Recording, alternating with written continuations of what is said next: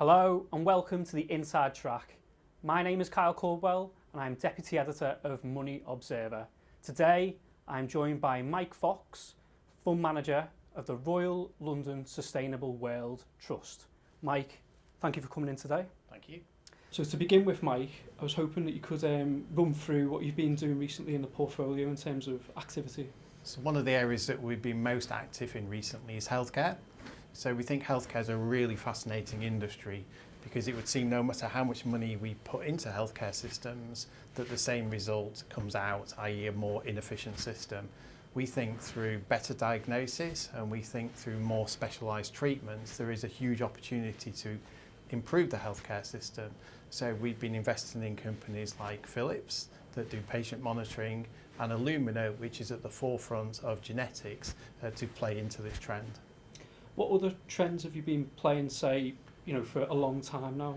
So electrification would be a great one. Some people would know this as energy transition. So this is the idea that actually the current way we extract energy from the sun, which is really via oil and burning it, actually can be replaced now by solar panels and renewables. So as that trend grows, we think more and more industries will electrify. So we saw this first with power generation. In the UK now, coal is effectively off-grid and renewables are a big proportion of the overall power mix. And we're also beginning to see it in electric vehicles, where now combustion engines are becoming less and less acceptable and being replaced by electric vehicles. And obviously there's a number of trends that you play in the fund, but it has actually become, sustainable investing itself has now become a trend in itself.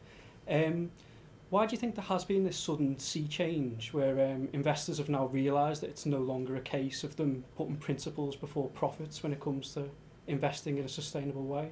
So there are two reasons for this. The first reason very much is that there are now sustainable funds out there with 10, 15-year track records of performance. So that really gives objective evidence to say that this is a style of investment that can enhance returns.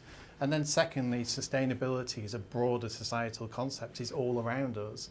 And many of the companies that we speak to make the point that consumer choices are going beyond the basic utility of a product, what does it do, to what is the environmental and social context in which that product has been produced.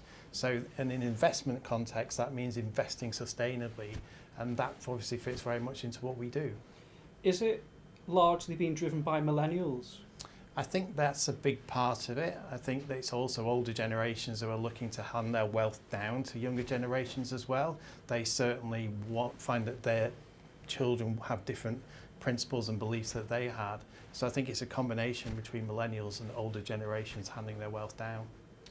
And to end the interview, I was hoping you could talk about a particular stock that, perhaps one that you've held in the fund for quite a long time.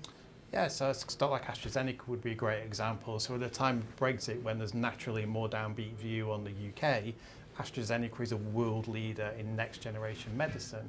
So they have developed a number of cancer treatments, particularly in lung cancer, that are allowing treatment to move away from radiography and chemotherapy to actually pills and medicines that alter our genetic profile.